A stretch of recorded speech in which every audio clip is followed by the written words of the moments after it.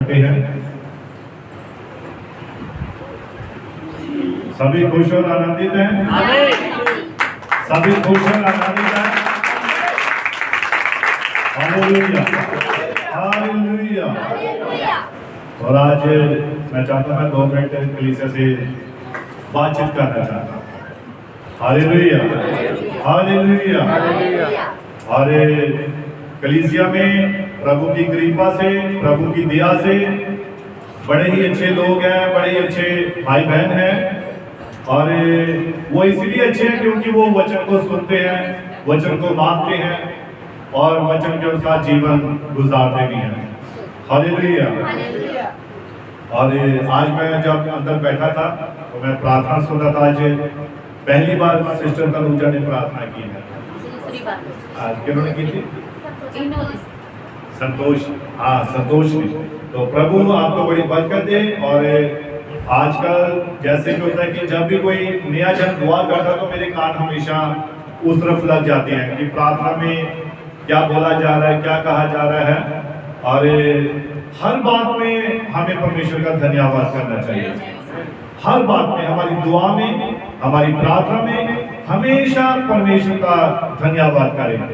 और पिछले दिनों में जब मैसेज हुआ था भाई सैम के घर में, सैम रंधावा के घर में, कौन सी न्यू कॉलोनी, न्यू बस्ती, तो वहां पर जब प्रचार हुआ था वहां पर संदेश जो दिया गया था वो क्या था?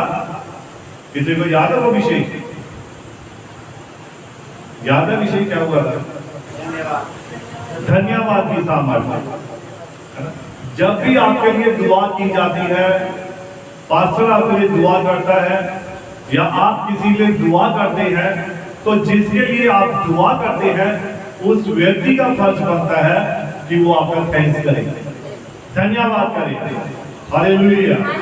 क्योंकि धन्यवाद की जो प्रार्थना है, धन्यवाद की जो सामर्थ्य है, वो आपके जीवन में, आपके परिवार में बहुत बड़ी आशीष और बरकत को लेकर आती है। हालेलुया। इसलिए हर बात में बाइबल कहती है कि धन्यवाद करो।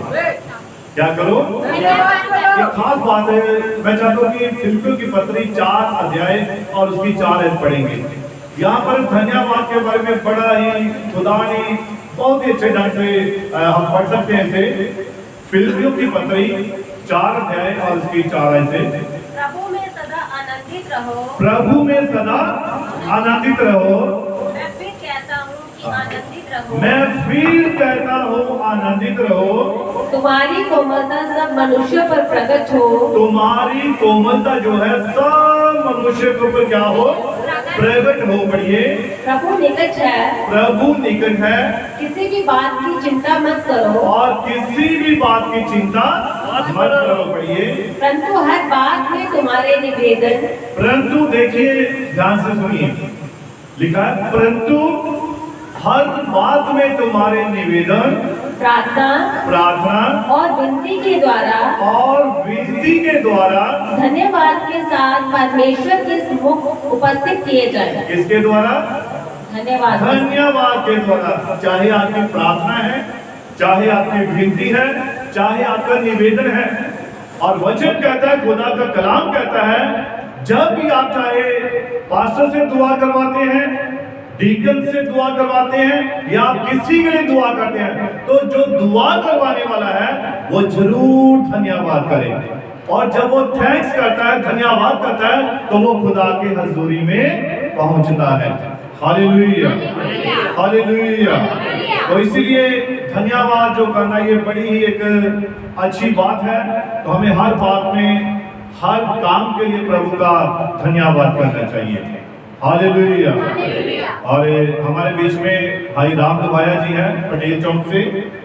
और आज तक जितनी भी हमने दुआएं की हैं शुक्रवार की, तो भाई बहनों ने जहां भी हम गए हैं बहुत आदर मान किया है। और जिस बात के लिए पास्टर जी ने मना किया था वो उससे बढ़कर कर रहे हैं। मैंने कहा था खाना नहीं बनाना है ना, रोटी नहीं बनानी, परंतु फिर भी बढ़ चढ़ कर करते हैं। किसके लिए? प्रभु के लिए। प्रभु के लिए। और भाई ने तो वहां पर हम पास्टर का और डीकन्स का बड़ा ही स्वागत अनोखे ढंग से किया। प्रभु बड़ी बरकत दे, बड़ी आशीष दे, और इनके मन में काफी वो थी, इच्छा थी कि जल्दी से जल्दी हमारे घर में प्रार्थना रखी जाए। और फोन करके भाई राम लुबाया जी, हमारी बहन शकुंतला बार बार कोई पास्टर जी कब आना है, सानू बड़ा चाह है हमारे घर आइए, जल्दी आइए, प्रार्थना करें। तो हमारे अंदर एक ऐसी उमंग, एक ऐसी इच्छा होनी चाहिए, क्योंकि जैसा आपका विश्वास है वैसा ही आपके लिए होता है। और ये मैं नहीं कहता, ये खुदा का कलाम कहता है। क्योंकि जब आप एक सेवक हो, आप, और वो इनके शब्द पता क्या थे, पास्टर जी ਤੁਹਾਡੇ ਨਾਲ तो यीशु ने भी आना है ना? मैं कहा हाँ जी, यीशु ने जरूर आना है। और जहाँ उसके दास, उसके सेवक जाते हैं तो यीशु के साथ में जरूर होता है। हालेलुया। और ये किसके ऊपर निर्भर है? ये निर्भर है आपके विश्वास के ऊपर होता है कि आप कैसे, किस प्रकार से अपने घर में उतारते हैं। और इब्रानियन 13 में लिखा है कि मेहमान नवाजी करना ये आदर की बात समझी जाएगी, है ना? मेहमान नवाजी करना, और लिखा है कि ऐसा करके आपने बहुत सारे दूतों को अनजाने में अपने घर में उतार लिया। आमीन। और उनकी सेवा टहल की। ये खुदा के दास, खुदा के सेवक जब घर में आते हैं, उनके साथ दूत आते हैं। हो सकता है यीशु मसीह वो दूध ही हो जो आपके घर में आया है, और वचन ऐसा कहता है। हालेलुया। और जब आप ऐसी सेवा करते हैं, जिस मन से करते हैं, जिस हृदय से करते हैं, वैसे ही आपकी खुदा आशीष देता है, बरकत देता है। Hallelujah, hallelujah. तो इसीलिए मेहमान नवाजी जो है ना, ये बड़ा अच्छा गुण है। अब्राहम ने भी अपने घर में जब परमेश्वर को उतारा था, एल एला एलोहीम, किसको? एल एला एलोहीम। और उस एलोहीम को जब अपने घर में उतारा तो अब्राहम भाग कर कहा गया अपने बाड़े में, और वहां से उसने अच्छी सी एकदम बढ़िया सी भेड़ को, एक छतरी को वहां से निकाला, और बहुत कुछ उसने ऐसा ऐसा किया कि जो वो कर सकता था। हालेलुया। लेकिन उसने ये किसे खिलाया? मनुष्य को, परमेश्वर को। और परमेश्वर वो जो एलोहीम था, वो मनुष्य के रूप में था। नबी कहता है कि वो मनुष्य के रूप में अब्राहम के पास आया।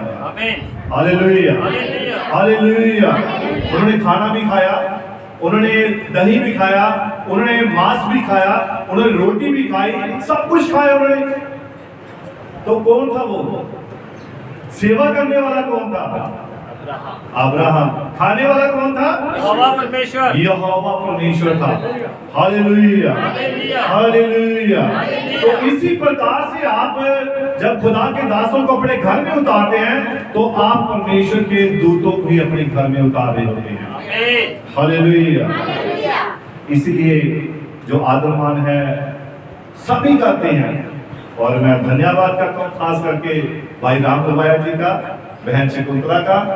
मैं ये नहीं कि इन्होंने आपसे बढ़कर किया है, आपने भी बढ़कर ही किया जिन्होंने किया है, और एकदम परफेक्ट। और लेकिन इनकी जो एक बातचीत करने की जो कला है ना, एकदम साधारण है। आप चाहे बात करके देख लेना चर्च के बाद में, हमारी बहन है, बेशक बुजुर्ग है, लेकिन बात जैसे बच्चे नहीं करते वैसे होती है, तो शुद्ध हृदय से, है ना।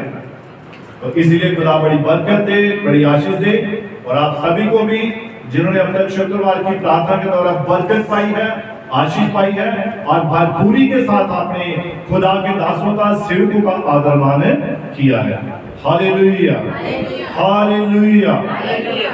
तो पिछले सप्ताह क्या संदेश था मालूम है किसी को? जी जी बोलिए। हाँ, पास्टर कौन होता है ना?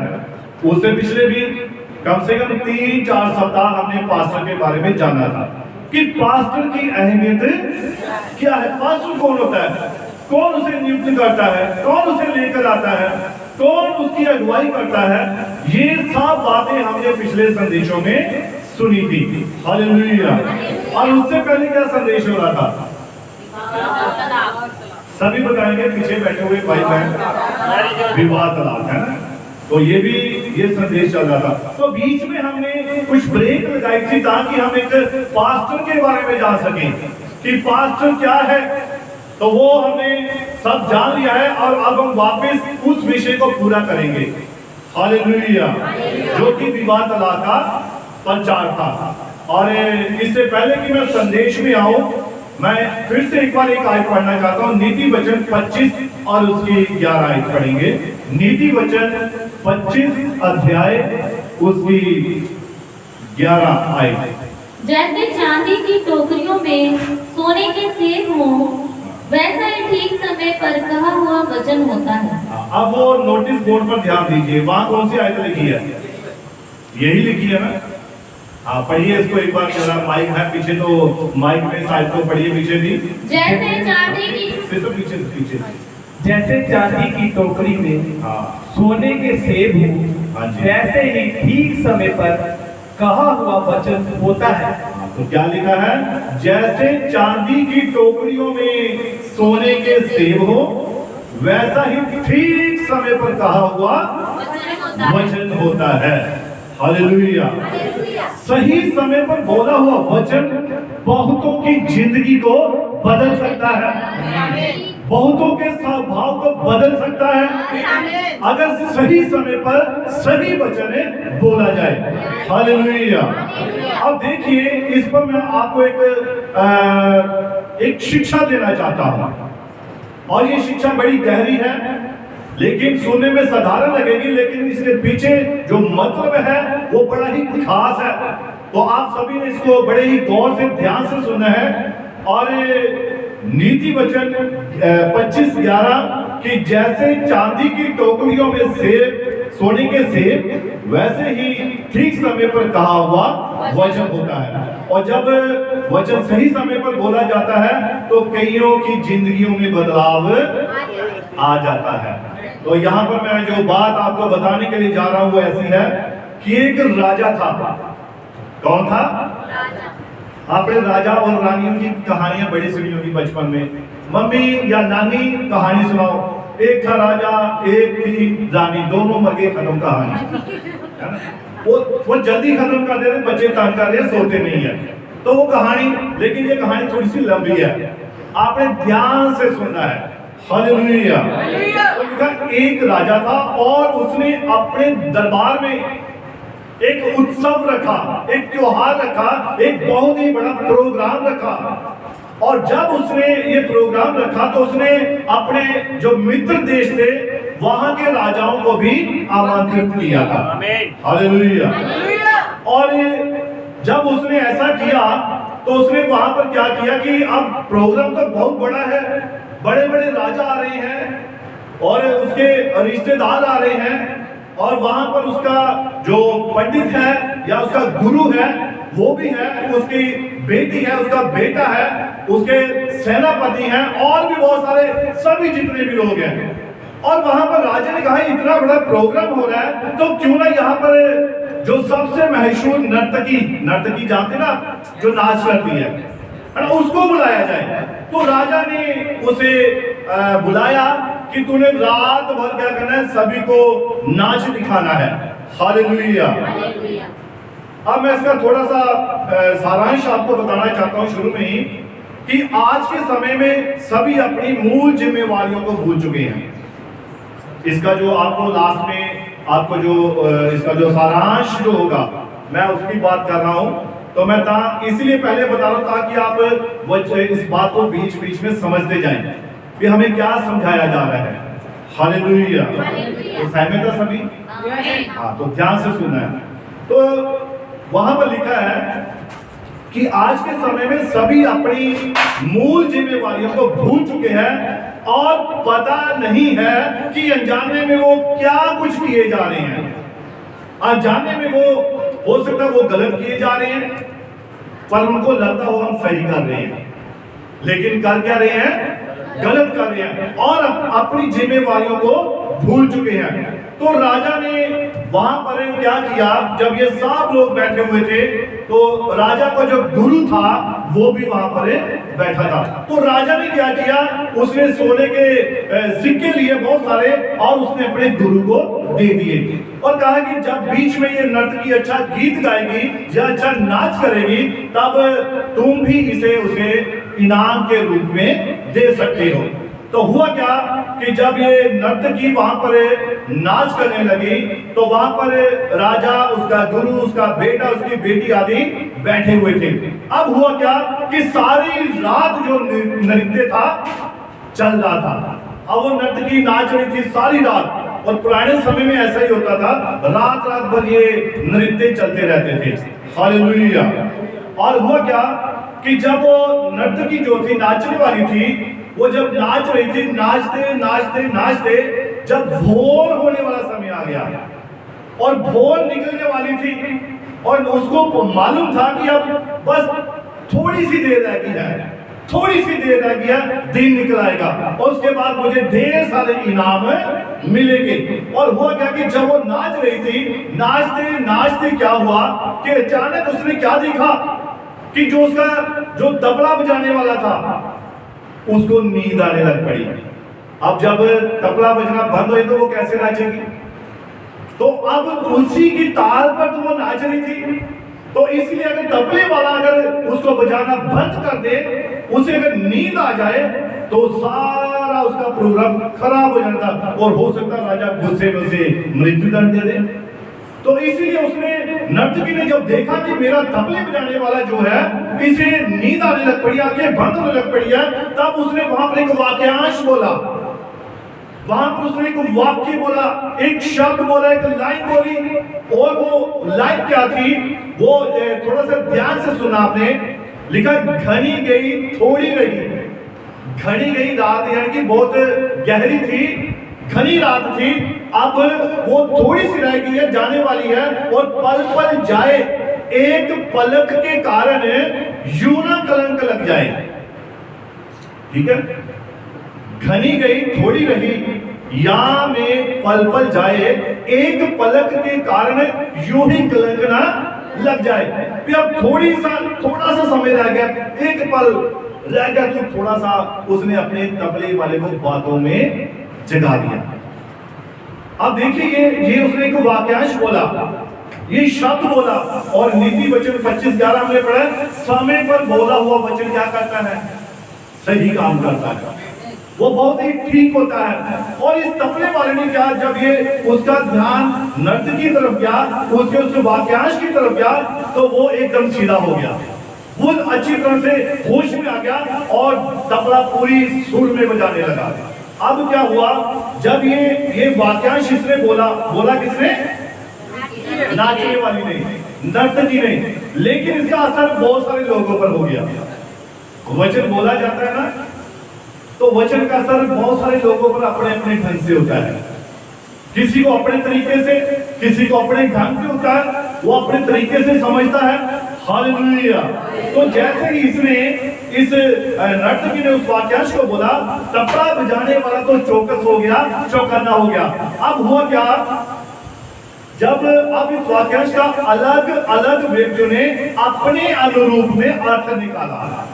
अब वहां पर कौन था, राजा, गुरु, उसका राजा की बेटी और राजा का बेटा भी बैठे हुए थे। तो सभी ने अपने अपने अनुसार उसका अर्थ निकाल लिया। अब सबसे पहले गुरु ने जब ये सुना तो उसने क्या किया, उसने सारी जो सोने के सिक्के थे वो नर्तकी को दे दिए। किसको दे दिए, जो नाच करने वाली थी, सारे सिक्के उसे पकड़ा दिए। अब उसके बाद क्या हुआ, उसका वाक्यांश सुनकर राजकुमारी ने भी अपना 9 लखा हार उतार कर उसे दे दिया। अब राजकुमार था, जब उसने सुना और उसने क्या, अपना सोने का मुकुट उतारा और उसने वो उतार कर नर्तकी को दे दिया। अब जब ये सब हुआ तो राजा एकदम खड़ा हो गया, उसे बड़ा अजीब लगा, उसे बड़ा अचंभा हुआ कि नर्तकी के एक वाक्य ने इन सभी को लूट लिया है। इन सभी को लूट लिया है। और राजा को भी ये नर्तकी क्या है, एक साधारण सी महिला, एक साधारण सी औरत ने एक शब्द बोला, एक वाक्यांश बोला और सभी को इसने लूट लिया है। हालेलुया। यहां तक बात समझ आ गई? हाँ, अब आगे सुनिए। राजा सिंहासन से उठा और नर्तकी को बोला, तेरे एक वाक्यांश के द्वारा एक सामान्य नर्तकी होकर तुमने सबको क्या कर लिया है? लूट लिया है। तब उसका गुरु खड़ा हुआ, नहीं राजा, इसे ऐसा मत बोल। उसने सोचा भाई ये गुरु है और गुरु की आंखों में आंसू बह रहे हैं और ये बोलता कि इसे ऐसा मत बोल, क्या कारण है गुरुजी? तो उसने बताया कि कहने लगे कि इसको साधारण नर्तकी ना कहो, इसके एक वाक्यांश ने क्या किया है? इसने मेरे जीवन को ही बदल दिया है। अब गुरु कौन होता है? सिखाने वाला। अब उसे सिखाना चाहिए था, जबकि वो उसे खुद सीखना पड़ गया था। हालेलुया। अब देखिए, उसने बताया कि इस वाक्यांश में ये कह रही है कि जो मुझे समझ आया कि मैं सारी उम्र भक्ति करता रहा, सारी उम्र मैं अपने खुदा के आगे घुटने टेकता रहा, उसके आगे दुआ करता रहा, उसके आगे प्रार्थना करता रहा, और इसके एक वाक्य ने, इसके आखिरी शब्दों ने, इन्हें सुनकर आज मैं क्या हो गया हूं? बदल गया हूं, और मैं अपनी भक्ति को छोड़कर इसका नाच देखने के लिए आ गया। सारी जिंदगी मैंने क्या की? भक्ति की, और इसका नाच देखकर मैं अपनी भक्ति के ऊपर क्या कलंक लगा। तो वो गुरु ने क्या किया? वहां से चला गया। और उसके बाद बारी आ गई किसकी? राजा की लड़की की। तो लड़की ने क्या कहा? पिताजी, मैंने 9 लखा हाथ दे दिया, इस वाक्यांश में मेरी आंखें खोल दी हैं। उसका कारण यह है कि आज रात को मैं आपको बिना बताए पड़ोस के राजकुमार से शादी करने वाली थी और आपको कुछ पता नहीं था, लेकिन इसके इस वाक्यांश ने मेरी आंखों को खोल दिया। क्यों मैं अपने पिता के ऊपर कलंक लगाऊं? थोड़ा समय कर को शादी तो होगी, शादी तो हो ही जानी है। तो अगर आज रात में ऐसा कर देती तो मेरे पिता के ऊपर क्या हो जाता? कलंक लग जाता। तो इसीलिए भी घड़ी गई, थोड़ी रही, पल पल में क्या है, कहीं एक पल के लिए कलंक ना लग जाए। आज बहुत सारे लोग इंतजार नहीं करते हैं, धीरज नहीं धरते हैं, और क्या करते हैं? अपने ऊपर कलंक लगाकर बैठ जाते हैं। तो वैसे ही उसके बाद राजकुमार की बारी आई। उसने कहा कि मुझे जो इस वाक्यांश से समझ मिली, तो मैं बताता हूं पिताजी, आज रात मैं सैनिकों के साथ आपका कत्ल करने जा रहा था कि आप बूढ़े हो चुके हैं और आप मुझे राज नहीं दे रहे हैं, मेरा राज्याभिषेक नहीं कर रहे हैं, तो आज रात ही मैं आपको कत्ल करने वाला था, लेकिन इसके वाक्यांश ने क्या किया है? आज मेरे जीवन को बदल दिया। राजा तो मैं कल भी बन जाऊंगा, परसों भी बन जाऊंगा, आने वाले समय में मैंने ही राजा बनना है, लेकिन मैं आपके ऊपर कलंक लगाना नहीं चाहता था। हालेलुया। तो एक उसके वाक्यांश ने क्या किया? उनके जीवन को बदल दिया। टपरे वाले का जीवन बदल गया, गुरु का जीवन बदल गया, बेटी का जीवन बदल गया, और बेटे का जीवन बदल गया। अब बारी किसकी थी? तो राजा ने भी क्या किया? उसका आत्म ज्ञान जाग उठा। वाकई मुझे क्या करना चाहिए? मुझे तो अपने पुत्र को क्या करना चाहिए था? राजगद्दी सौंप लेनी चाहिए थी। और उसने मन बनाया और उसने उसको अभिषेक किया और भक्ति वाला जीवन अपना लिया। अब लास्ट में कोई रह गया था? बताइए, अभी आपके लिए सवाल है, कौन रह गया था? हाँ जी, अब रह गई थी नर्तकी, है ना? जिसने बोला, उसने एक वाक्यांश बोला, उसने कहा कि मेरे एक वाक्यांश से क्या हुआ? इतने लोगों का जीवन बदल गया, तो मेरे जीवन में सुधार नहीं हो सकता। तो उसने भी क्या किया? उसने भी उस काम को छोड़ दिया और भक्ति वाला जीवन अपना लिया। Hallelujah, hallelujah. इसीलिए खुदा का कलाम कहता है, बाइबल कहती है, नीति वचन 25 उसकी 11, जैसे चांदी की टोकरियों में सोने के वैसे ही सही समय पर कहा हुआ वचन होता है। हालेलुया। इसलिए आप भी अपने बारे में थोड़ा ध्यान रखिए। जब वचन प्रचार होता है, वचन बोला जाता है, वचन को आपसे शेयर किया जाता है, तब आप इस बात पर गौर कीजिए, क्या ये वचन कहीं मेरे लिए तो नहीं है? हम हमेशा वचन को क्या करते हैं? हम वचन को ही शीशा दिखाते हैं। अरे नहीं नहीं, ये मेरे लिए नहीं है, ये उसके लिए है। ये बात मेरे लिए नहीं है, ये उसके लिए है। जिस दिन आप वचन को अपने सुधार के लिए लेना शुरू कर देंगे, उसी दिन आपका जीवन बदल जाएगा। Hallelujah, hallelujah. अब देखिए, हम वचन की ओर आते हैं और हम जो वचन प्रचार कर रहे थे, विवाह और तलाक और संतमति की अंजील, उसका हमने 6, 7, 8 और 8 आयत में हमने पढ़ा है कि मूसा ने तुम्हारे मन की कठोरता के कारण तुम्हें अपनी पत्नी को छोड़ देने की आज्ञा दी, परंतु आरंभ में ऐसा नहीं था। आरंभ में ऐसा नहीं था। Hallelujah, hallelujah. अब देखिए, मैं थोड़ा आपको बताना चाहता हूँ नबी के संदेश में से। और नबी के संदेश में यहाँ पर हम देखते हैं कि परमेश्वर ने धरती की धूल से परमेश्वर के पुत्र पैदा किए। किससे? धरती की। आदम को कहां से पैदा किया? मिट्टी में से। धरती की धूल में से उसने आदम को बनाया था। और लिखा कि यही कारण है कि यीशु के एक स्त्री के माध्यम से धरती पर आना पड़ा, और वह वासना की इच्छा या यौन प्रक्रिया से नहीं आया, ताकि वह सृष्टि के शुरू की स्थिति को फिर से लौटा सके। वह एक कवारी से उत्पन्न हुआ। हालेलुया। मगर आप देखिए, एक समय आएगा जब उत्पत्ति लैंगिक अवस्था के द्वारा नहीं होगी, बल्कि आत्मिकता के द्वारा होगी, और खुदा इसी बात को चाहता था। हालेलुया। अब देखिए, बहुत बार हम वचन में पढ़ते हैं, कहते हैं जो वायदे की संतान थी वो कौन सी थी? बताइए। उससे पहले एक और को माना गया था, शायद इश्माइल को, है ना? क्योंकि इश्माइल इसहाक से पहले पैदा हुआ था, और उन्होंने सोचा शायद जो इश्माइल है, जो हाजिरा से पैदा हुआ, यही वायदे की संतान है। पर नबी कहता है वो वायदे की संतान नहीं था। वो तो एक दासी का पुत्र था। वो तो एक नौकरानी का पुत्र था। हालेलुया। अब देखिए, नबी का संदेश है कि बीज के संग जो है भूसी बारिश नहीं है। ये एक नबी का संदेश है। बीज के संग भूसी बारिश नहीं है। पंजाबी में क्या कहते हैं? कणक दे नाल तूड़ी दा कोई हिस्सा नहीं है। कणक दे नाल, अब आप गेहूं जब निकालते हैं तो क्या आप जो भूसी होती है, तूड़ी होती है, उसे लाते हैं? आप उसे फेंक देते हैं, आज जला देते हैं आज के समय में, तो उसका कोई काम ही नहीं है। भंडार में, कमरे में, स्टोर में उसका कोई स्थान नहीं है।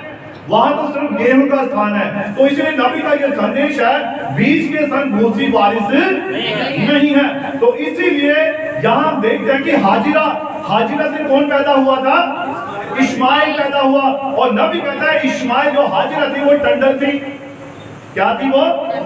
एक टंडल थी। और यहां से बहु विवाह की योजना चली, यानी कि बहु विवाह वो तो उत्पत्ति से बाद से चला, है ना? जब आत्मिक रीति से सांसारिक शारीरिक रीति में आ गए, तो वहां परमेश्वर ने बहु विवाह की योजना ला दी। अब ये बहु विवाह था। उसकी पत्नी कौन थी?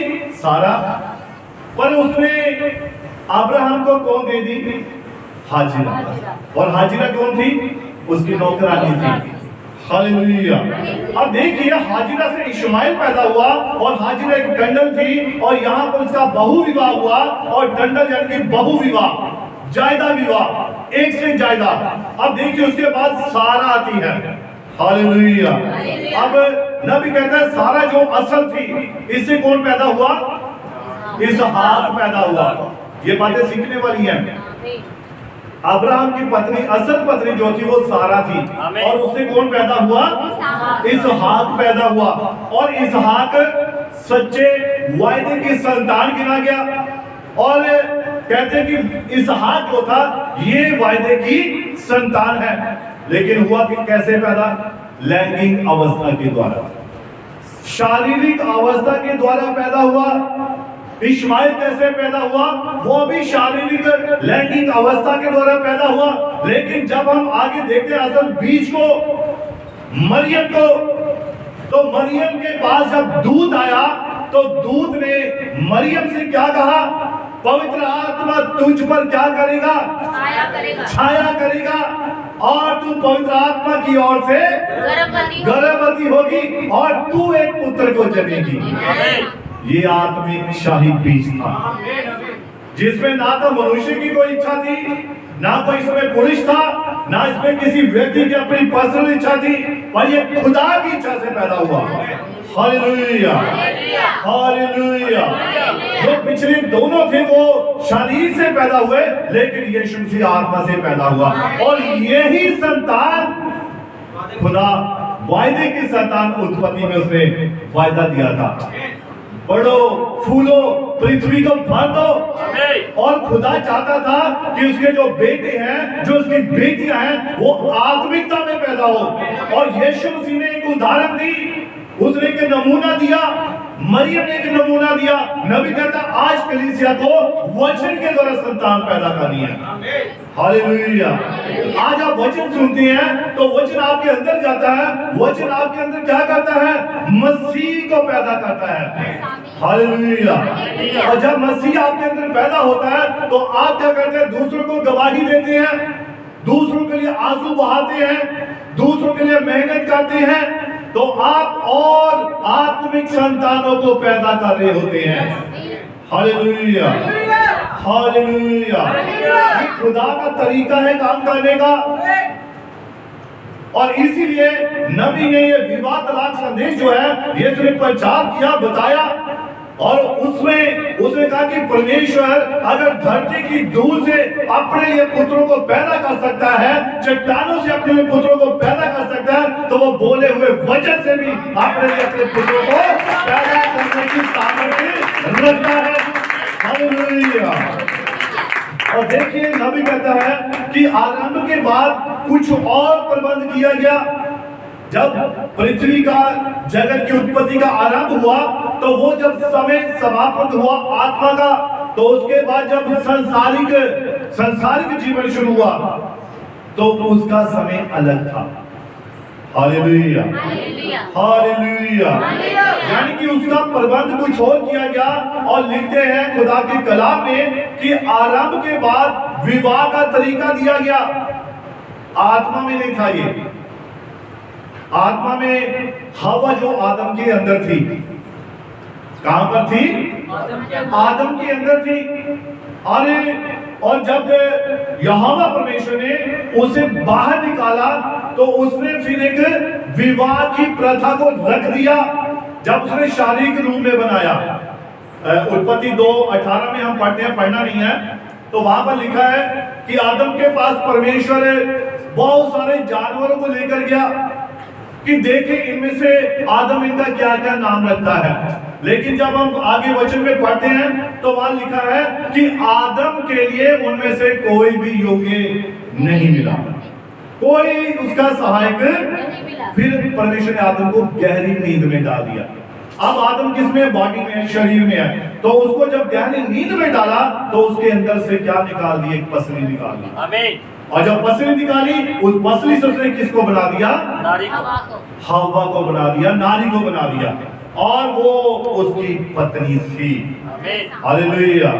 अब ये शारीरिक अवस्था में है, प्रोडक्ट और रीप्रोडक्ट, इस बात को याद रखना है। अब औरतें कहां से आई, बहनें कहां से आई? ये अपने अपने पतियों की पसलियों से, है ना, जो पत्नियां बैठी हैं, ये उनकी पसली है। इसलिए जब कई बार पति पत्नी में झगड़ा होता है ना, तो कहते मारे नहीं बखी जी तो निकली है, ऐसा बोलते हैं, मारे नहीं बखी जी, वो बखी ये है ना, जहां से निकली है। इसीलिए जब ऐसी बात होती है तो खुदा ने क्या किया? उसने हवा को आदम के अंदर से निकाला, ये तेरी पत्नी है अभी। और जब हम देखते हैं कि जब प्रारंभ के बाद विवाह का तरीका दिया और जब स्त्री व पुरुष के लिए दूसरी वाचा दी गई जो कि लैंगिक क्रिया पर आधारित थी तथा एकदम नया करार दिया गया। ये दूसरा करार था, पहला करार था आत्मिक, लेकिन दूसरा कौन सा आ गया? लैंगिक। हालेलुया। आप समझ रहे होंगे मेरी बात को? हालेलुया। और अब देखिए, और लिखा है कि सभी में बहुलैंगिक संबंध या बहु विवाह आएगा। आरंभ के बाद बहु विवाह का परिचय मनुष्य व पशुओं के मध्य लाएगा। ये तब आया जब सृष्टि का आरंभ समाप्त हुआ। जब परमेश्वर ने सृष्टि को बनाना समाप्त कर दिया, उसके बाद ही परमेश्वर ने इस प्रथा को बीच में ले आया था। अब देखिए, पहली सृष्टि वो लैंगिक अवस्था के बगैर थी, लेकिन दूसरी थी वो कौन सी थी? वो शारीरिक अवस्था थी। अब देखिए, यहाँ पर मैं जहां पर मैंने पिछले सप्ताहों में इस संदेश को छोड़ा था, वहां पर हम दाऊद की बात कर रहे थे कि दाऊद राजा की कितनी पत्नियां थी? 500 पत्नियां थी। और सुलेमान की उसकी 1000 पत्नियां, 300 रानियां और 700 उसकी दासियां थी। हालेलुया। तो यहाँ पर लिखा है कि राजा दाऊद मसीह का प्रतीक है। इस बात के दिमाग में रखकर आगे की बात देखिए, दाऊद ने मसीह का प्रतिनिधित्व किया। क्या आप इस पर विश्वास करते हैं? नबी कलीसिया से पूछ रहा है। दाऊद ने मसीह का प्रतिनिधित्व किया, क्या आप इस बात पर विश्वास करते हैं? कलीसिया से पूछा जा रहा है, आप आमीन कहकर बोल सकते हैं। और देखिए, मसीह दाऊद के सिंहासन पर बैठने जा रहा है, और ये दाऊद जिसे प्रभु ने अपनी मनसा के अनुसार बनाया था, उसकी 500 पत्नियां थी। अब जिसे खुदा ने राज्य दिया, अभिषेक किया, उसकी 500 पत्नियां थी। और उसके आगे जब हम सुलेमान के बारे में देखते हैं, सुलेमान के पास 1000 थी, और सुलेमान शारीरिक रीति से दाऊद का पुत्र था, जो कि यीशु मसीह का प्रतीक था, क्योंकि यीशु मसीह आत्मिक रीति से दाऊद का पुत्र कहलाता है। मगर शारीरिक रीति लैंगिक संबंध जीवन है, और ये आत्मिक में बदलने जा रहा है। और प्रभु सृष्टि करेगा, यानी कि रचेगा। क्यों? क्योंकि आरंभ में ऐसा ही था। अब खुदा जब यीशु मसीह दाऊद के सिंहासन पर बैठेगा, तो अब वो जो सृष्टि होगी वो आत्मिकता वाली है। Hallelujah, hallelujah. तो मैं पिछली बार बात कर रहा था, तो भाई ने सवाल किया था ना, पिछली बार मैंने थोड़ी चर्चा की थी कि जब दाऊद के सिंहासन पर यीशु मसीह बैठने जा रहा है, तो दाऊद की कितनी रानियां? 500। सुलेमान की 1000। तो जो दाऊद की थी वो जब सुलेमान उसकी गद्दी पर बैठा, तो यानी कि उस राज्य की सभी वस्तुओं पर किसका अधिकार हो गया? सुलेमान का अधिकार हो गया। जब दाऊद हट गया तो कौन आ गया? सुलेमान। तो सुलेमान राजा बन गया, तो जितना जो कुछ भी था वो सब किसका? सुलेमान का। लेकिन अब नबी कहता है कि अब दाऊद के सिंहासन पर प्रभु यीशु मसीह बैठने जा रहा है।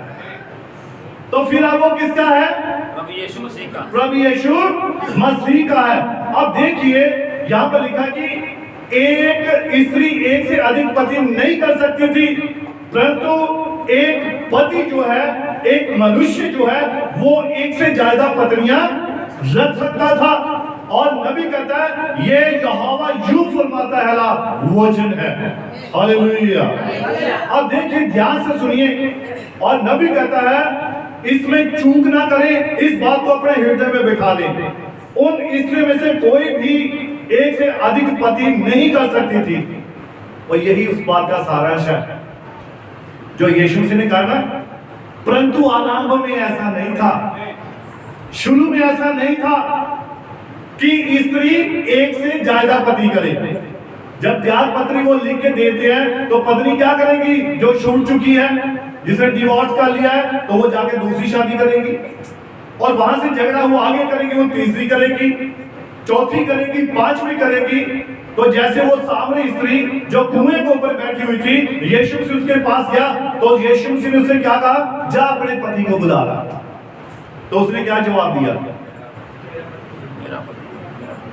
मेरा पति नहीं है। तो यीशु मसीह ने क्या कहा? जिसके साथ तू रह रही है वो भी कह रही है, वो पहले 5 पति कर चुकी थी। तो यीशु मसीह ने यही बात वहां पर समझाई है। स्त्री एक से अधिक पति नहीं कर सकती, लेकिन पुरुष के मामले में ये नहीं है। हालेलुया, ध्यान से सुनिए बात को। पुरुष मूल रचना है, स्त्री नहीं है। उन स्त्री में से कोई भी एक से अधिक पति नहीं कर सकती थी, मगर एक पति 1000 पत्नियां रख सकता था। ये बात यहोवा यूं फरमाता है, वाला वचन है और पवित्र शास्त्र वचन है। यीशु ने जो कहा था उसे मैं पीछे जाकर नबी कहता मैं आपको सारी बातें बता चुका हूं।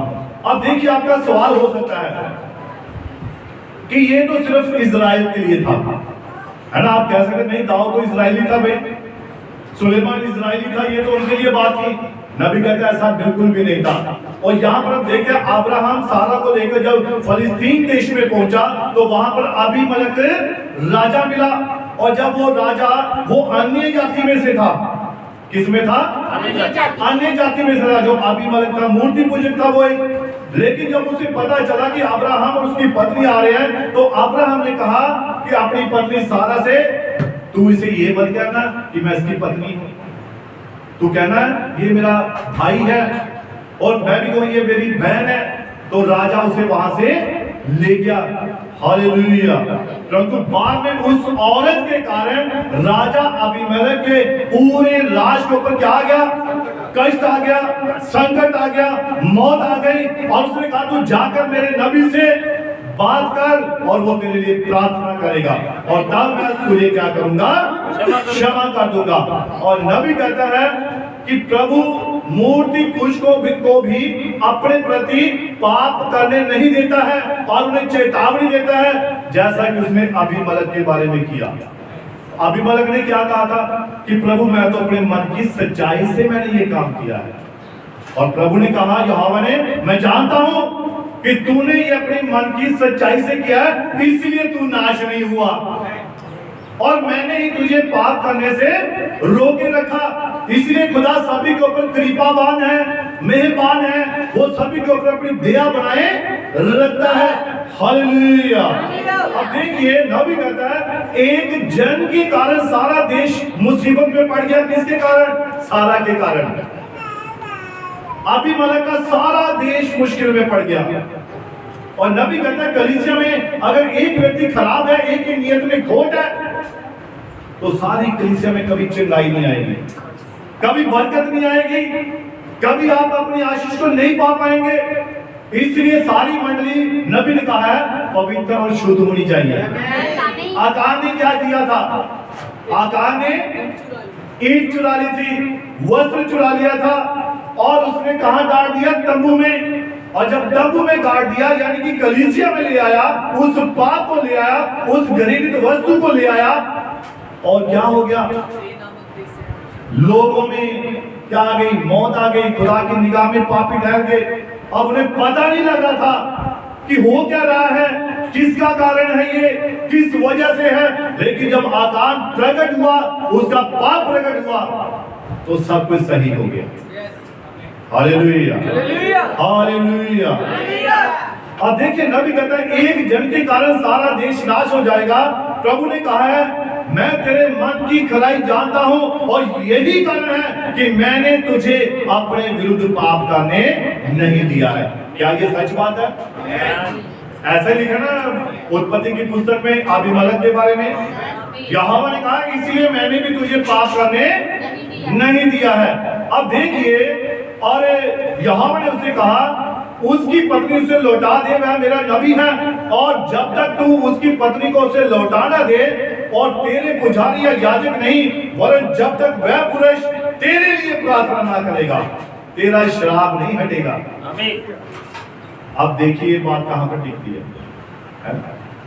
राजा को कहा गया, यहोवा ने, तेरे पुजारी जितने मर्जी अनुष्ठान कर ले, जितने मर्जी पूजा पाठ कर ले, जितना मर्जी दुआ कर ले, कोई फर्क नहीं पड़ेगा, लेकिन जब तक मेरा दास अब्राहम तेरे लिए बेनती नहीं करेगा, ये श्राप कभी नहीं हटेगा। आमीन। Hallelujah, hallelujah. अगर तू ऐसा नहीं करेगा, तेरे बचाव के लिए यही एक रास्ता है, और नहीं तो तेरा देश नाश हो जाएगा। आमीन। Hallelujah hallelujah. हालेलुया। हालेलुया। अब नबी कहता है अब यहाँ भी नाश का कारण कौन था? सारा थी, एक औरत थी। उत्पत्ति में कौन था? एक औरत थी। अब नबी कहता है इसका ये नहीं मतलब कि औरतें बुरी हैं। उसने कहा वचन में सच्ची औरतों का एक बड़ा अच्छा स्थान है। जो सच्ची औरतें हैं, मन से शुद्ध हैं, वचन के अनुसार चलती हैं, उनका खुदा के लिए बड़ा ही अच्छा स्थान है, जगह है। हालेलुया। और देखिए अब हम पाते हैं कि मृत्यु किस कारण से आई थी। लिखा मृत्यु स्त्री के द्वारा उसके लिए पाप के कारण आई, पुरुष के द्वारा नहीं आई थी। क्या आई थी? स्त्री के द्वारा आई थी मौत। हवा ने जब पाप किया तो सारा संसार, सारा जगत पाप में फंस गया। अब एक हवा सारा के कारण अभिमलेख का सारा देश मुसीबत में पड़ गया। हालेलुया। बात समझ आ रही है? आप खुदा बड़ी बरकत दे, बड़ी आशीष दे। अब देखिए वचन में लिखा है ऐसा क्यों है? क्योंकि स्त्री के द्वारा जो जीवन आता है वह मृत्यु ही है। नबी कहता है स्त्री के द्वारा जो जीवन आता है वो क्या है? मृत्यु है। जो व्यक्ति, जो मनुष्य स्त्री से पैदा होते हैं उन्हें मरना ही होता है, एक दिन मरना ही है ना? लेकिन यीशु मसीह, जो जीवन यीशु मसीह के द्वारा आता है उसके पास अनंत जीवन होता है। नबी कहता है उसके पास अनंत जीवन है। और याकूब की, अय्यूब की पुस्तक में 14 अध्याय में लिखा है स्त्री के द्वारा जो जीवन आता है वह मृत्यु है। और कितने लोग इस बात को जानते हैं? यदि आप इसे लिखना चाहें तो आप अय्यूब 14 अध्याय पढ़ सकते हैं। वहां लिखा है मनुष्य जो स्त्री से पैदा होता है उसके दिन दुख से भरे होते हैं, कष्ट से भरे होते हैं, उसके दिन थोड़े ही होते हैं। Hallelujah hallelujah. अब देखिए नबी कहता है औरत को एक वृक्ष के समान जोड़ा गया है। किसके समान? वृक्ष के समान। और आप इसे देखते हैं मगर जब स्त्री से मनुष्य पैदा होता है तो वो थोड़े दिनों का और दुखों से भरा होता है। क्या ये सच है? वह फूल की नाई खिलता और गिर जाता है, वह छाया की रीति पर ढल जाता है और कहीं ठहरता नहीं है, और मृत्यु उसके ऊपर वास कर लेती है। हालेलुया। मगर जब मनुष्य का जन्म खुदा की सृष्टि में होता है तो फिर वह मर नहीं सकता। वह तब वह उस वृक्ष से उत्पन्न होता है जो बागी अदन के भीतर दूसरे वृक्ष के रूप में था, जो यीशु मसीह था। अब पहला जो नबी ने यहाँ कहते हैं कि पहला पेड़ कौन थी? स्त्री थी, है ना? जो स्त्री से पैदा हुआ वो थोड़े दिनों का है, लेकिन जो यीशु मसीह से पैदा हुआ वो अनंत जीवन के लिए प्राप्त करता है। हालेलुया। और नबी कहता ओ आप कहेंगे कि क्या वह स्त्री पेड़ थी? तो नबी कहता वास्तव में थी, तू इस वृक्ष का फल ना खाना। वहां पर प्रभु ने यही कहा था कि तू इस वृक्ष का फल ना खाना। आप जो मैसेज पढ़ने वाले वो समझ जाएंगे कि नबी क्या कह रहा है। क्यों स्त्री वृक्ष है? वह फल वाला पेड़ है। कितने इस बात का विश्वास करते हैं? स्त्री फल वाला पेड़ है। आप अपनी माँ के गर्भ का फल है, ऐसा वचन कहता है, ऐसा कलाम कहता है। और लिखा है आप अपनी माँ के फल हैं, उसके गर्भ का फल आप हैं। ये ठीक बात है। और जीवन के वृक्ष का फल जो बागी अदन में था वो मसीह है। हालेलुया। स्त्री के द्वारा मृत्यु आई, मूल रचना में रचे मनुष्य के द्वारा जीवन आया। स्त्री से उत्पन्न होना मृत्यु है, मगर मसीह से उत्पन्न होना जीवन है। हालेलुया। अब देखिए पहले आदम व हवा और दूसरे आदम व हवा ये दोनों छाया थे। हालेलुया। आप उनके द्वारा उत्पत्ति को देखिए, तब आदम व हवा का फलना फूलना और धरती पर भर जाना ये लैंगिक प्रक्रिया के माध्यम से था, मगर सृष्टि के आरंभ में ऐसा नहीं था। आमीन। अब साथ साथ वचन को भी रिमाइंड रखिए, दिमाग में रखिए, फिर सारी बातें समझ आती जाएंगी। हालेलुया। अब देखिए यहाँ पर एक खास बात आती है और नबी कहता है कोई भी सेवक जो है प्रचारक किसी विधवा से वो विवाह नहीं कर सकता है। क्या आपको मालूम है? आप अगर इसे पढ़ना चाहते हो आप इसे लिख सकते हैं। लेवी व्यवस्था 21 अध्याय और 7, दूसरा यहेजकेल 44 अध्याय और उसकी 22 आयत में पढ़ लीजिए। और आप यहाँ पर देखेंगे याजक होता है वो मनुष्य जो है वो उस स्त्री से विवाह नहीं करना है जिसको किसी अन्य पुरुष ने छोड़ा। हालेलुया। और ये मसीह की कुंवारी दुल्हन की प्रति छाया है, क्योंकि हारून के वंश याजक लोग खुदा की आग को थामा करते थे। हमारे पास इन सब को पढ़ने के लिए अब समय नहीं है। नबी कहता है आगे काफी लंबा समय है समझाने के लिए, मगर उसने काफी शॉर्ट में कर दिया। हालेलुया। अब देखिए नबी कहता है बहनों का कलीसिया में खुदा के लिए एक बहुत अच्छा स्थान है, और मैं प्रभु के वचन में आपका स्थान बताने जा रहा हूं जिसका वायदा किया गया है, और आप देखिए और अपने को उसी में बनाए रखिए। Hallelujah, hallelujah. अब देखिए जितने भी ये कारण हुए नाश के, किसके साथ जोड़ेंगे? स्त्री के साथ। कारण स्त्री के लिए दिया गया है, पुरुष के लिए नहीं दिया गया है। और नबी कहता है कि देखा आपने कि स्त्री का पति अगर जीवित है, अतः उससे कोई दूसरा मनुष्य विवाह नहीं कर सकता है। वह क्या कर सकती है? वह कौन है? इससे कुछ मतलब नहीं। जब तक उसका पति जीवित है वह किसी भी आधार पर किसी अन्य से विवाह नहीं कर सकती है। ये कोई भी आधार नहीं है, नबी ने कहा है। इसलिए तो उसने कहा, मूसा से पूछा कि मनुष्य त्याग पत्र लिखकर उसे त्याग सकता है, तो यीशु ने कहा आराम में ऐसा नहीं था। ऐसा है ही नहीं है, क्यों वो लिख कर देगा? ये तो मूसा ने लोगों की मन की कठोरता के कारण उसने आज्ञा दी। और पीछे पड़ गया, नहीं पास्टर जी कुछ तो बताओ, कोई तो हल होगा, कोई तो बात होगी, कुछ बोल दो, चलो लिख कर दे दो, हम बता देंगे हाँ भी तुझे त्याग दिया। वो लोग पीछे पड़ जाते हैं। नबी कहता पास्टर की बात को पकड़ते हैं, सेवक की बात को पकड़ते हैं, बस पास्टर बोल दे तो हम उसे खुदा का वचन समझेंगे। हालेलुया। लेकिन नबी कहता है इसका कोई भी आधार है ही नहीं। मगर पुरुष के लिए ऐसा नहीं है, कारण स्त्री के साथ जोड़े गए हैं, पुरुष के साथ नहीं। क्या आप समझे? आपको देख रहे हैं कि वचन एक रुकता या क्रम में एक ही सी बात कहे। हालेलुया। अब देखिए नबी कहता है जो पुरुष उस त्यागी हुई से विवाह करता है वह व्यभिचार करता है, और उससे विवाह नहीं करना है। और नबी कहता है जब ये बातें है ही नहीं तो तलाक का तो मामला खड़ा ही नहीं होता है। फिर त्याग पत्री का कोई है मतलब? जब शादी होती है ना पति पत्नी में, तो शादी तो उनकी पहले हो चुकी होती है। जब माता पिता देखते हैं और पसंद कर लेते हैं एक दूसरे को, असल में तो उनकी वाचा वही बन गई।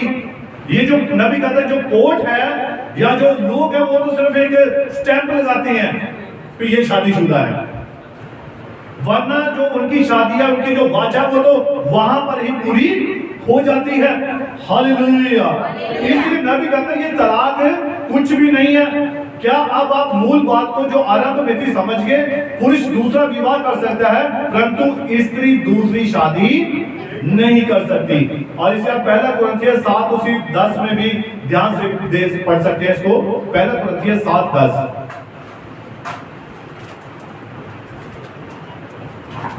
जिनका विवाह हो गया है उनको मैं नहीं वरन प्रभु आज्ञा देता है कि पत्नी अपने पति से अलग ना हो, और यदि अलग भी हो जाए तो बिन दूसरा विवाह किए रहे। अब देखिए ये आज्ञा किसे मिली है?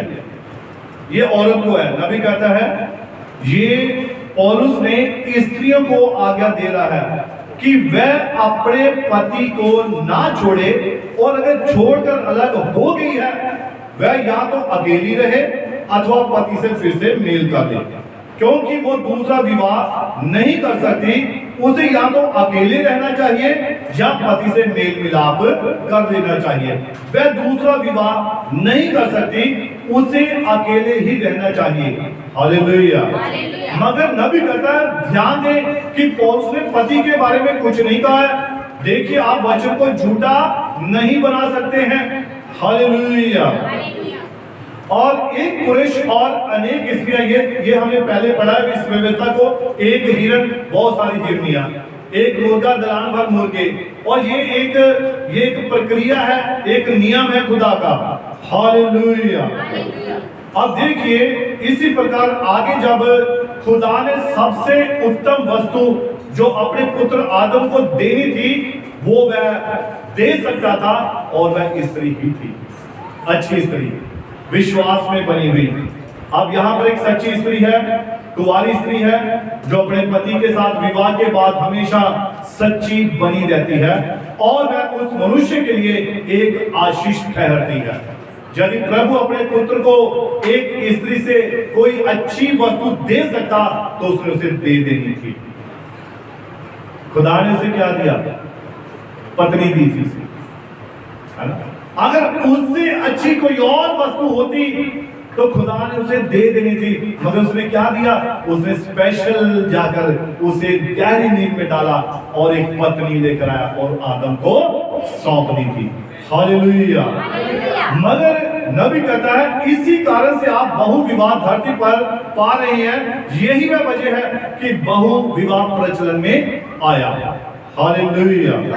अब आत्मिक रीति से इन्हें फलना फूलना था, परंतु नबी ने कहा कि ये बात ऐसे नहीं है, उन्हें आत्मिक रीति से बढ़ना फूलना था। और यहां पर देखिए एक यीशु मसीह है और दुल्हन में बहुत लोग शामिल हैं। अब जो सवाल था कि अगर यीशु मसीह दाऊद के सिंहासन पर बैठने जा रहा है तो फिर वो सब जो दुल्हने हैं, जो रानियां किसकी है? तो नबी कहता है यहां पर उसका जवाब है, मगर इस विवाह व तलाक के मामले को ठीक से बताने के लिए उसने प्रतिशाइयों में ये बातें समझाई ताकि आप जान सके कि क्या गलत था और क्या सही था। अब यहाँ पर एक यीशु मसीह है और दुल्हन में बहुत से लोग शामिल हैं, ये जवाब है उस बात का। वो जो मसीह की दुल्हन है उसमें बहुत सारे लोग शामिल हैं।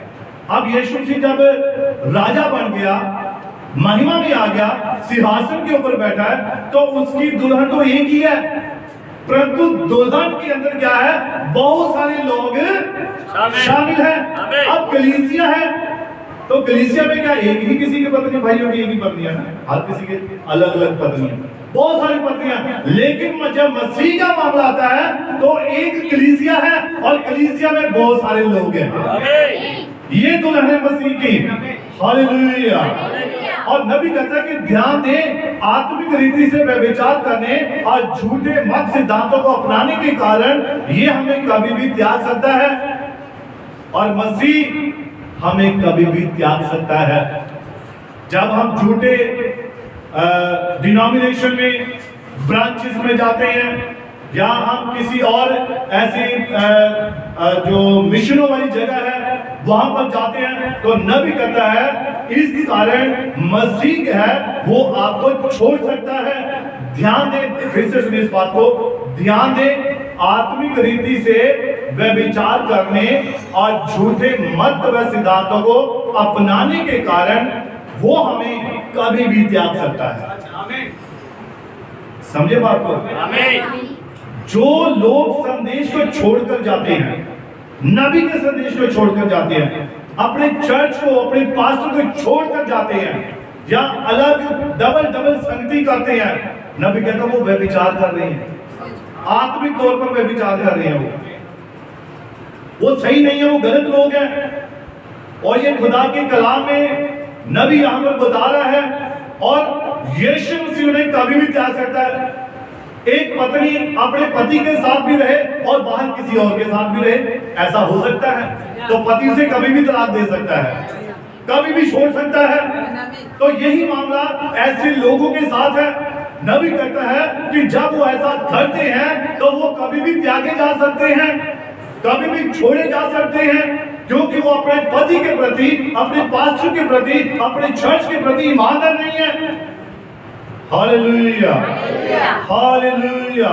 तो नबी कहता है फिर आप कैसे ये दुस्साहस कर सकते हैं कि उसे छोड़कर उसकी दुल्हन भी बने रहे और कहे कि नहीं, हम तो एंड टाइम मैसेज वाले हैं, हम तो मसीह की दुल्हन है। दुल्हन जो है वो अपने पति के प्रति वफादार होती है, वो हमेशा सच्ची बनी रहती है, वो कभी भी दोगलापन नहीं करेगी, वो कभी भी जगह जगह पर इधर उधर मुंह नहीं मारेगी। नबी कहता वो कभी भी हिल्लोरे नहीं खाएगी, वो कभी किसी की बातों में नहीं आएगी, वो सिर्फ वचन की बातों को मानेगी, वो सिर्फ वचन को ही ग्रहण करेगी और वचन को ही प्रकट करेगी। Hallelujah, hallelujah. इसीलिए नबी कहता है फिर आप कैसे ये दुस्साहस कर सकते हैं कि उसे छोड़कर आप उसकी दुल्हन भी बने रह सके। एक मनुष्य अपनी पत्नी को छोड़कर दूसरी से विवाह कर सकता है, मगर एक स्त्री अपने पति को त्याग कर दूसरा पति नहीं कर सकती है। आमीन। समझे नहीं बात को? आमीन। आपने, मैं थोड़ी सी एक बात संस्थान के ऊपर बात कर रहा हूँ। वो होते ना आजकल लीडरों का एक काम होता है, लीडर यहाँ से उठकर अगर दूसरे वहां चला जाए ना दूसरी पार्टी में, तो उसे फिर से वही स्थान मिल जाता है। होता है ना, अच्छी पोस्ट मिल जाती है उसे।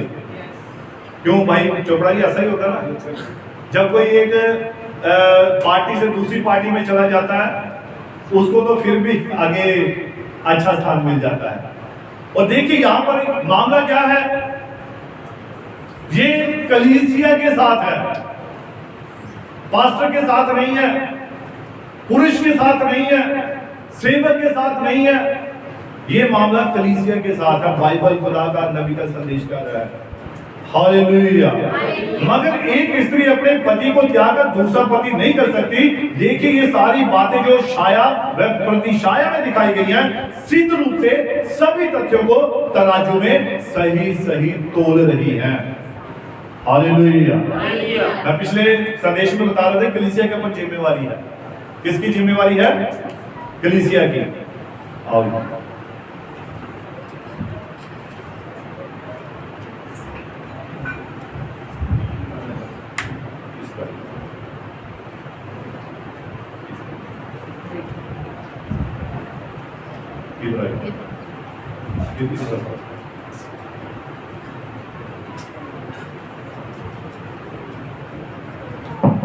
ये घड़ी रुक तो नहीं है, देखो। अब देखिए, यदि कलीसिया में कोई गड़बड़ है जिसके बारे में आप जानते हैं, तो कोई भी वह व्यक्ति या कोई भी वह जन या वह कोई भी जो इसे जानता है, आपका फर्ज बनता है और आपको इसके लिए परमेश्वर के सामने जवाब देना होगा।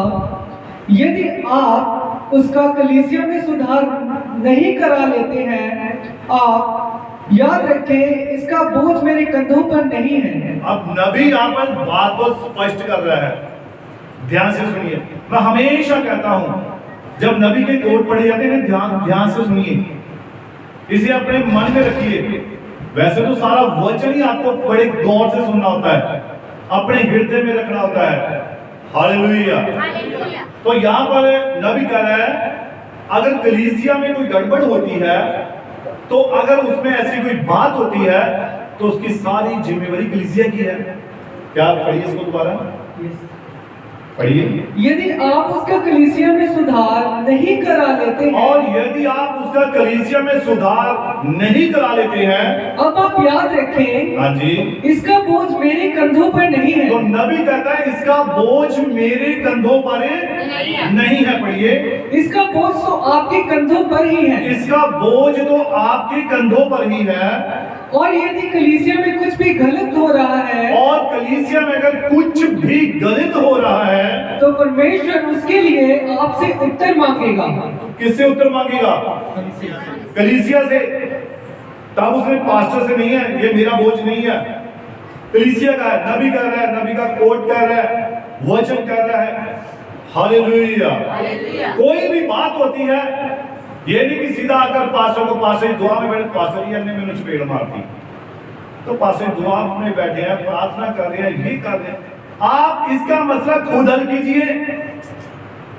ये छोटी छोटी बातें लेकर पास्टर के पास नहीं आना है। ये इस मसले के लिए खुदा ने आपको यहाँ पर डीकन्स है, यहाँ पर एल्डर है, यहाँ पर सॉन्ग लीडर है, इन बातों के लिए खुदा ने इन्हें रखा है। हालेलुया। आज जब ये बात खत्म नहीं होती इनसे, फिर पास्टर के पास आप आ सकते हैं। ऐसे ही होता है। आप स्कूल में कोई बात होती है तो क्या सीधा प्रिंसिपल के पास जाते हैं? पहले टीचर के पास जाते हैं ना, जो भी संबंधित अधिकारी होता है ना, उसके पास जाते हैं। फिर अगर उससे हल नहीं होता फिर वो आगे बात करता है, प्रिंसिपल सर ऐसी बात हो गई है, फिर उस बात का पूरा सलूशन जो है वो निकाला जाता है। हालेलुया। तो इसलिए जो भी होता है इसकी जिम्मेवारी नबी कहता है मेरे कंधों पर नहीं है, वो कलीसिया के कंधों पर है। पढ़िए। ये सही बात है। हाँ। इसी रीति से ही तो परमेश्वर अपनी कलीसिया को चलाता है। और ये सही बात है, और इसी रीति से परमेश्वर अपनी कलीसिया को चलाता है। पढ़िए। इसी रीति से ही यह बाइबल में दिया हुआ है, और इसी रीति से बाइबल में भी ये दिया हुआ है। यही तो बाइबल का प्रबंध है, और यही इस बाइबल का प्रबंध है। पढ़िए। इसी प्रकार से ही तो कलीसिया पूर्ण अधिकार और पूर्ण आजादी प्राप्त होती है। तभी कलीसिया के पास अधिकार होता है, वो इन बातों को कर सकती है। हालेलुया। जो कलीसिया में लोग ठहराए हुए होते हैं उन्होंने ये काम करने होते हैं। पढ़िए। और पास्टर उसका मुखिया है, और पास्टर उसका क्या है? मुखिया है। ये बात सच है। और नबी कहता है ये बात सच है। हालेलुया। हालेलुया। ठीक है।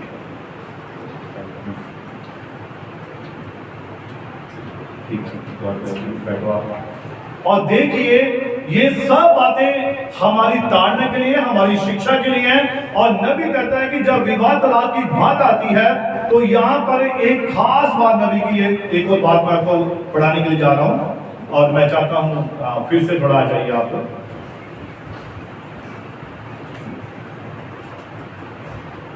कुछ बातें किया, मैं काफी शॉर्ट करने जा रहा हूँ। मैं चाहता हूँ कि आज इस संदेश को मैं समाप्त करूँ।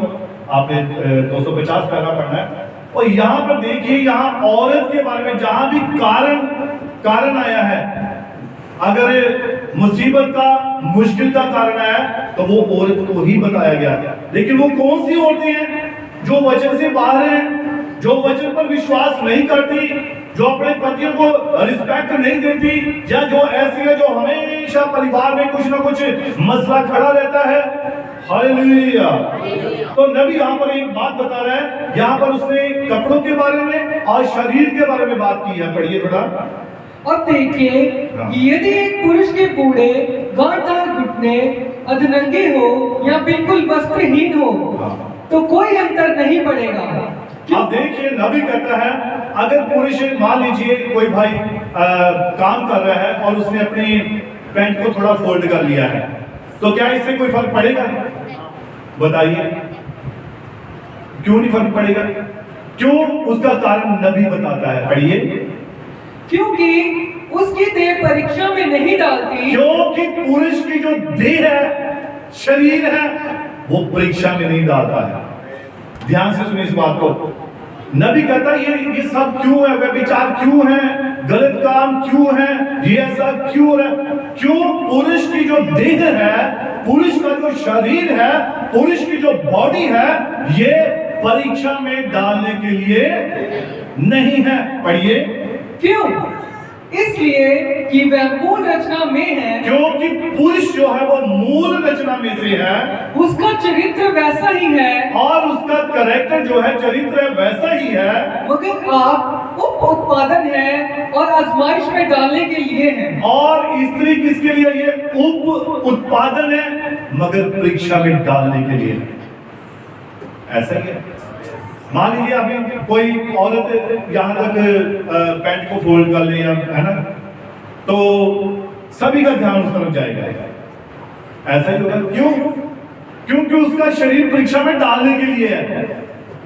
पुरुष का शरीर परीक्षा में डालने के लिए नहीं है, लेकिन औरत का शरीर परीक्षा में डालने के लिए है। हालेलुया। इसलिए नबी ने कहा कि अगर तुम्हारी आंख क्या है, निर्बल है, तो तुम्हारा सारा शरीर, अगर आंख बुरी है तो सारा शरीर बुरा है। हालेलुया। इसीलिए ये जो कलीसिया है, जो खुदा के लोग हैं, यहाँ पर खुदा के बेटे और बेटियां हैं, तो हमें यहाँ पर किस नजर से आना चाहिए? जहां पर भी खुदा के लोग हैं वहां पर हमारी आंखें निर्मल होनी चाहिए। निर्मल जानते आप, बिल्लौर जैसे प्रकाशित वाक्य में बताया गया, समुद्र, कांच का समुद्र बिल्कुल आर पार दिखाई देता है, साफ क्रिस्टल शीशा होता है जैसे, बिल्कुल क्लियर, निर्मल, शुद्ध हृदय, पाक पवित्रता से भरपूर।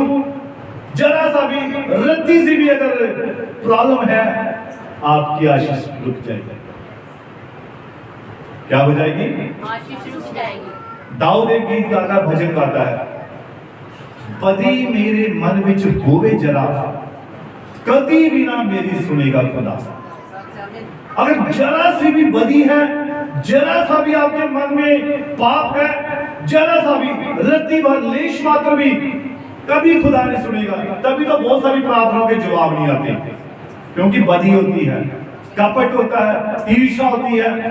पास्टर जी बहुत सारी दुआएं की, बहुत सारी प्रार्थना की, जवाब नहीं आ रहा है, उत्तर नहीं आ रहा है, ठीक नहीं हो रहा है, चिंताएं नहीं मिल रही है, कारण बदी है। अब बदी ये नहीं कि आपने चर्च में ही किसी को उल्टा सीधा बोल दिया, आप घर में भी जब ऐसा करते हैं, आप अपने किसी भी भाई बहन से बुरा सोच लेते हैं। आप जानते हैं अय्यूब के बारे में, पुराने नियम में, आमीन। अय्यूब अपने घर में बड़े आराम से बैठा था, बड़े आराम से बैठा था, लेकिन स्वर्ग में उसके बारे में सौदा चल रहा था। मालूम है आपको इस बात का? आमीन। शैतान आपके मामले में चुप नहीं बैठेगा। आप तो घर में आराम से पढ़, चलो हम तो बड़े शरीफ हैं, हम बड़े धर्मी हैं, हम तो किसी को बुरा नहीं बोलते हैं। और शैतान कहता है कोई बात नहीं, रुको, वो उधर आपसे आपके बारे में बातचीत कर रहा होता है। तो इसलिए सतर्क रहिए, दुआ में मजबूत बनिए, हर वक्त हर समय निरंतर दुआ ही करते रहिए। खड़े होते हैं दुआ करिए, मोटरसाइकिल चला रहे दुआ करते जाइए। आप जब झाड़ू लगा रही बहने घर में, तो झाड़ू लगाते हुए आपके मुख में से, मन में से प्रार्थना निकलती रही है। बर्तन मांज रही है, तो बर्तन मांजते हुए भी आपके मन में